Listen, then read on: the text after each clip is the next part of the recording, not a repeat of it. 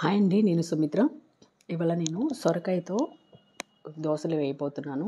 Half సొరకాయ తీసుకున్నాను. లేతగా ఉందండి సొరకాయ, చాలా బాగుంది. అందులోకి హాఫ్ తీసుకొని ఫీలప్ చేసుకొని ముక్కలుగా కట్ చేసుకొని ఈ విధంగా దోసపిండి అయితే ప్రిపేర్ చేసుకుంటున్నాను.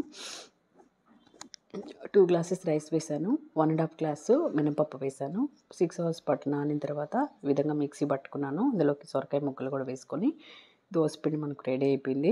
ఇందులోకి ఇప్పుడు సాల్ట్ అండ్ వంట సోడా కొంచెం లైట్గా, సోడా వేయకపోయినా బాగుంటుంది, కానీ వేసుకుంటే మనకి ఇంకా దోశలు సాఫ్ట్గా రావడానికి వేస్తాం కదా. కొంచెం వేసుకొని కలుపుకొని ఒక 10 minutes అటు పెట్టేసుకొని దోశలు వేసుకుంటే సూపర్ వస్తాయి దోశలు. ట్రై చేయండి. ట్రై చేసి ఎలా వచ్చిందో నాకు కామెంట్ సెక్షన్లో తెలియచేయండి.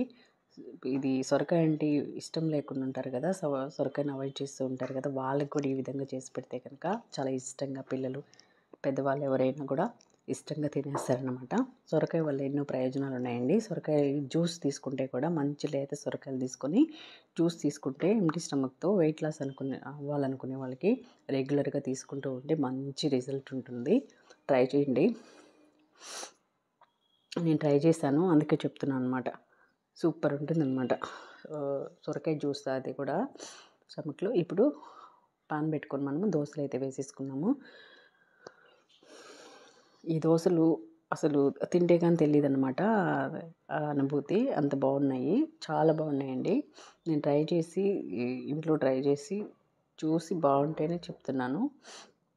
నేను ఇది కూడా నాకు ఇంట్లో ట్రై చేసి నాకు బాగుంది అనిపిస్తేనే చెప్తాను అనమాట. ఇంత బాగా వచ్చిందని, ఇంత బాగుంటుంది అని నాకు దాన్ని పూర్తిగా తెలుసుకున్న తర్వాతే చెప్తాను దాని గురించి, లేదంటే నేనేం చెప్పను.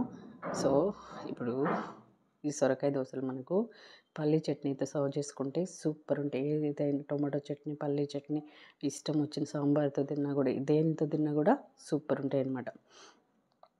చూసారు కదా ఎంత బాగా వచ్చిందో దోశ. అంతే అండి, ఎంతో సింపుల్ అండ్ టేస్టీ, ఈజీగా అయిపోయే రెసిపీ సొరకాయ దోశ మనకు రెడీ అయిపోయింది. లైక్ చేయండి, షేర్ చేయండి, సబ్స్క్రైబ్ చేసుకోవడం మర్చిపోవద్దు. మన ఛానల్ కొత్తగా ఎవరైనా చూస్తున్నట్లయితే పక్కనే ఉన్న బెల్ ఐకాన్ని యాక్టివేట్ చేసుకోండి. అదనమాట దోశలు. చూసారు కదా, ట్రై చేసి టేస్ట్ చేసి ఎలా వచ్చిందో నాకు కామెంట్ సెక్షన్లో తెలియజేయండి. Thanks for watching.